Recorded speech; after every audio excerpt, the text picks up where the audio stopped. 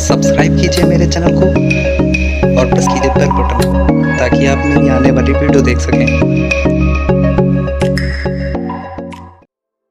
Hello friends, मैं अभिजीत। आज की वीडियो में मैं आपको बॉटल गॉर्ड यानी लौकी के प्लांट को सीड से ग्रो करने का प्रोसेस बताने वाला हूं। तो जैसा कि आप देख सकते हैं, ये मेरे हाथ में लौकी के सीड्स हैं और इनको आप मई जून के मंथ्स में बहुत आसानी से सीडलिंग कर सकते हैं। तो आपको ये जो सीड्स है उसका नुकीला वाला पोर्शन मिट्टी की ओर रखना है इस तरह से और मिट्टी में लगा देना है। तो बहुत आसान और सिंपल तरीका आपको बताने वाला हूँ, तो वीडियो को अंत तक आप ज़रूर से देखिएगा।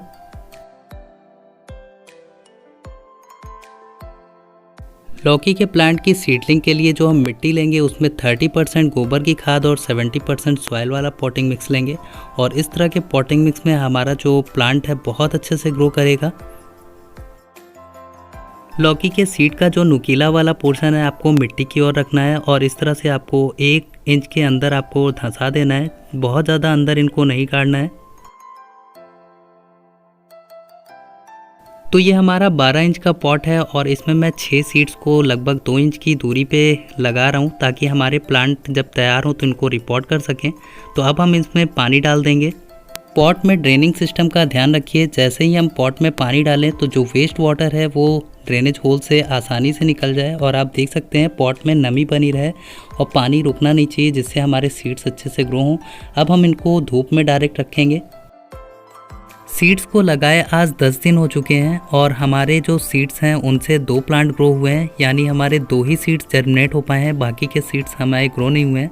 तो कुछ सीड्स काफ़ी लेट ग्रो करते हैं और कुछ सीड्स जल्दी ग्रो कर जाते हैं। तो ये मेरे पास जो सीड्स थे काफ़ी पुराने थे, इसलिए इनमें से 2 ही जर्मिनेट हो पाए हैं। हो सकता है कुछ दिन में अभी 1-2 सीड्स और जर्मिनेट हो जाएँ। तो इनको हमको डायरेक्ट सनलाइट में ही रखना है और अच्छे से ग्रो होने देना है। प्लांट में आपको रेगुलर वाटर देना है और अगर नमी है तो थोड़ा कम पानी दीजिए। सीड्स को लगाए आज 16 दिन हो चुके हैं और आप देख सकते हैं हमारे जो प्लांट हैं वो बहुत अच्छे से ग्रो कर रहे हैं। तो हमारे जो पॉट हैं उसमें 2 ही प्लांट अच्छे से ग्रो कर रहे हैं। इसके अलावा जो हमने और भी सीड्स ग्रो किए थे उनमें से कोई भी प्लांट नहीं ग्रो हुआ। तो इसका मतलब है कि अगर आप प्लांट को ग्रो करना चाह रहे हैं तो न्यू सीड्स को ही लगाइए, जिससे आपके जितने भी सीड्स होंगे उनकी ग्रोथ अच्छी होगी, उनमें से प्लांट ज़रूर निकलेंगे। तो हमारे 2 ही प्लांट अच्छे से निकल पाए। इसके अलावा हमारे जो सीड्स थे वो जर्मिनेट नहीं हुए क्योंकि हमारा जो सीड्स था थोड़ा पुराना था। जब आपका प्लांट लगभग 7 से 8 इंच इतना बड़ा हो जाए और उसकी पत्तियों का साइज़ बढ़ने लगे तो आप इस पे ऑर्गेनिक पेस्टिसाइड जैसे नीम ऑयल का स्प्रे ज़रूर से करिए ताकि इन पे किसी भी तरह के इंसेक्ट का अटैक ना हो सके और आपका प्लांट अच्छे से ग्रो करे। सीड्स को लगाए आज 20 दिन हो चुके हैं और आप देख सकते हैं हमारे जो प्लांट हैं उनकी ग्रोथ बहुत अच्छी हो रही है। इसके अलावा मैं आपको दिखाना चाहता हूँ कि हमारा जो एक और सीड है वो भी जर्मिनेट हो चुका है, उसमें से भी छोटा सा प्लांट आ चुका है। तो आज 20वें दिन देख सकते हैं काफ़ी लेट इनमें एक छोटा प्लांट ग्रो हुआ है। तो सीड्स की क्वालिटी पे डिपेंड करता है कि आपका प्लांट कब ग्रो होगा, कितना टाइम लेगा। तो ये हमारा जो सीड है काफ़ी लेट ग्रो हो रहा है, आप देख सकते हैं। तो आप देख सकते हैं हमने लगभग 6 सीड्स को ग्रो किया था, जिनमें से 2 सीड काफ़ी पहले ग्रो हो चुके, वो काफ़ी हेल्दी थे इसलिए जल्दी ग्रो हो गए होंगे। और ये जो हमारा तीसरा सीड है वो अब जर्मिनेट हो रहा है।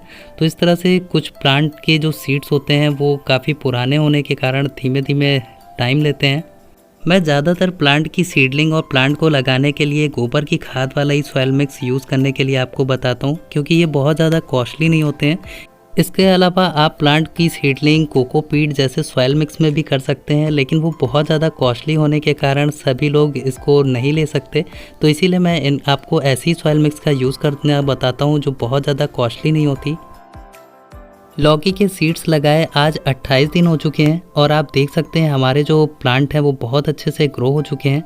इसके अलावा जो हमारा दूसरा प्लांट है वो भी आप देख सकते हैं बहुत अच्छे से ग्रो हो रहा है और जो तीसरा सीड्स का ग्रोथ होने लगा था वो भी अच्छे से ग्रो कर रहा है। तो ये 12 इंच का पॉट है, मैं इसमें ज़्यादा प्लांट को नहीं रखूँगा, ज़्यादा से ज़्यादा 2 प्लांट को ही ग्रो होने दूँगा क्योंकि 2 प्लांट की ग्रोथ बहुत अच्छी होगी। लौकी की बेल बहुत ज़्यादा बड़ी और मोटी होती हैं, तो इनके लिए आप 12 इंच के पॉट में ज़्यादातर 1 प्लांट को रखिए और जितने भी इनके सूखे हुए पत्ते हैं उनको आप हटाते रहिए।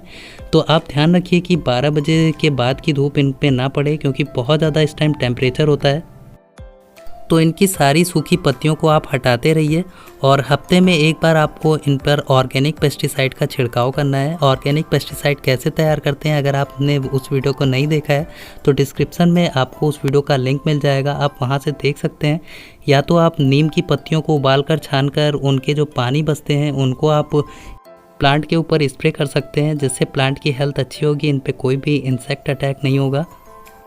तो अब हमारा प्लांट काफ़ी ज़्यादा तेज़ी से ग्रो कर रहा है, तो अब हम इसको किसी रस्सी की सहायता से इसको सपोर्ट देंगे, जिससे ये उस पर अच्छे से चढ़ता जाए और अच्छे से ग्रो करे। क्योंकि बेल वाले प्लांट को हमें थोड़ा सपोर्ट देने की ज़रूरत होती है, तो इसके लिए मैं पॉट में एक स्टिक को गाड़ रहा हूँ और उसमें ही इस रस्सी को बांधूँगा और फिर उसके बाद इसको हम इस बेल को चढ़ा देंगे इसके ऊपर, ताकि अगर कभी भी हवा भी चलती है तो इस तरह करने से अगर हम स्टिक के सपोर्ट दे के रस्सी को बांधते हैं तो हवा चलने से भी हमारी जो बेल है इधर उधर नहीं होती है। तो लौकी के प्लांट में लगभग 40 से 50 दिन बाद फ्लावरिंग शुरू हो जाती है और उसके बाद हमारे प्लांट पे फीमेल फ्लावर भी आना शुरू हो जाएंगे और हमारे प्लांट में फ्रूट लगने लगेगा। तो मैं इस प्लांट का अपडेट देता रहूँगा आपको। तो हमने प्लांट को पूरी तरह से सपोर्ट दे दिया है और कुछ दिन पहले मैंने आपको रिच गोर्ड यानी तरोई के प्लांट को सीडलिंग करके दिखाया था, तो आप देख सकते हैं वो इस टाइम काफ़ी अच्छे से ग्रो हो चुका है। तो रिच गोर्ड में थोड़ा लेट फ्लावरिंग होती है और इसमें भी बहुत अच्छी ग्रोथ चल रही है।